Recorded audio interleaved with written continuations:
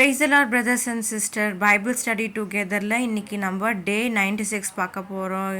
நம்ம பார்த்துட்டு இருக்கிறது 2ஆம் நாளாகமத்தில் 14 சாப்டர்லேருந்து 17 அதிகாரம் வரைக்கும் பார்க்க போகிறோம். ஃபஸ்ட்டு அதிகாரம் 14ல் அபியா எப்படி இறந்தார், அவருடைய மகன் ஆசா ராஜாவானார். ஆசாவின் ஆட்சி காலத்தில் தேசம் 10 வருடங்கள் அமைதியுடன் இருந்ததை பற்றி சொல்றது தான். அடுத்த அதிகாரம் 15. இது கடவுளை தேடுவதன் முக்கியத்துவத்தையும் அவரில் பலமாக இருப்பதன் முக்கியத்துவத்தையும், நீங்கள் அவரை தேடினால் அவர் கனப்படுத்துவார், ஆனால் நீங்கள் அவரை கைவிட்டால் அவர் உங்களை கைவிடுவார் என்பதை வலியுறுத்துகிறது. அடுத்த அதிகாரம் 16. இதில் யூதாவின் ராஜா ஆசா கடவுளுக்கு பதிலாக சிறிய ராஜா பென் ஆதாத்தை நம்பியதால் தீர்க்கதரிசி ஹனானி அவரை கண்டித்து இறுதியில் ஆசாவுக்கு எதிராக தொடர்ச்சியான போர்கள் நடக்க காரணமாக அமைந்தது.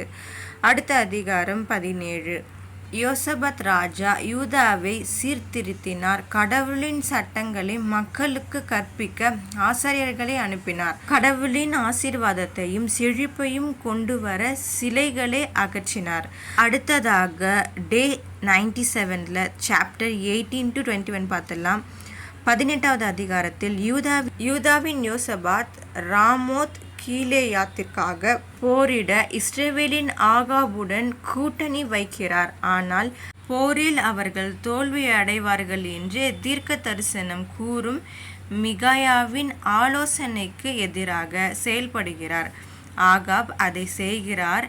அதே நேரத்தில் மிகாயாவின் சிறையிருப்பும் ஏற்படுகிறது. அடுத்த அதிகாரம் 19. இதில் தீர்க்கதரிசி யெகூவின் கடிந்துரைக்கு பிறகு யோசபாத் ராஜா யூதா முழுவதும் நீதியான தீர்ப்புகளை உறுதி செய்ய நீதிபதிகளை நியமிக்கிறார். கடவுளுக்கு பயந்து அநீதி மற்றும் லஞ்சம் இல்லாமல் நியாயமாக தீர்ப்பளிக்க வேண்டும் என்பதை அவர்களுக்கு நினைவூட்டுகிறார்.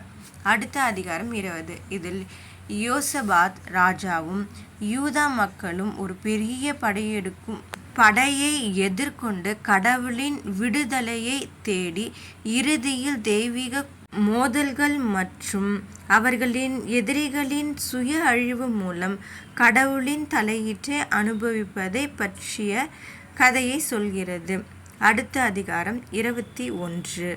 யோசபாத் ராஜா இறந்து அடக்கம் செய்யப்பட்டதையும் அதைத் தொடர்ந்து அவருடைய மகன் யோராம் அரியணை ஏறி துன்மார்க்கமாக ஆட்சி செய்ததையும் அவருக்கு அவருடைய மக்களுக்கும் எதிராக தெய்வீக நியாய தீர்ப்புகள் வந்ததையும் விவரிக்கிறது. அடுத்ததாக டே 98. இதில் 22வது அதிகாரத்திலேருந்து 25வது அதிகாரம் வரைக்கும் பார்க்க போகிறோம். முதல்ல அதிகாரம் 22 பார்த்தலாம். இதில் எருசலேம் மக்கள் யோராமின் இளைய மகனான அகசியாவை அவரது தந்தைக்கு பிறகு ராஜாவாக்கியது எப்படி.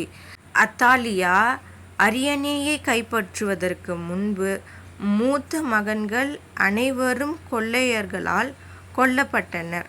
அதை பற்றி சொல்கிறது தான் அதிகாரம் 23. அடுத்ததாக அத்தாலியா அரியணையை கைப்பற்றிய பிறகு யோவாஸ் என்ற முறையான ராஜாவை ஆசாரியனாகிய யோதாவும் மக்களும் ராஜாவாக அறிவித்தனர். மேலும் உண்மையான கடவுளை சேவிப்பதற்கு ஆலய சேவை மற்றும் ராஜாவின் பாதுகாப்பிற்கான குறிப்பிட்ட வழிமுறைகளுடன் ஒரு உடன்படிக்கை செய்யப்பட்டது. அடுத்தது 24வது அதிகாரம். இதில் யோய்தாவின் வழிகாட்டுதலின் கீழ் யோவாஸ் ராஜாவின் ஆரம்பகால தெய்வீக ஆட்சி, அதைத் தொடர்ந்து அவர் சிலை வழிபாட்டிற்கு இறங்கினார். இறுதியில் யோய்தாவின் மரணத்திற்கு பிறகு அவரது சொந்த ஊழியர்களால் அவர் கொல்லப்பட்டார். இவை அனைத்தும் அவரது துன்மார்க்கத்திற்கான தண்டனையாக இருந்தன. அடுத்த அதிகாரம் 25.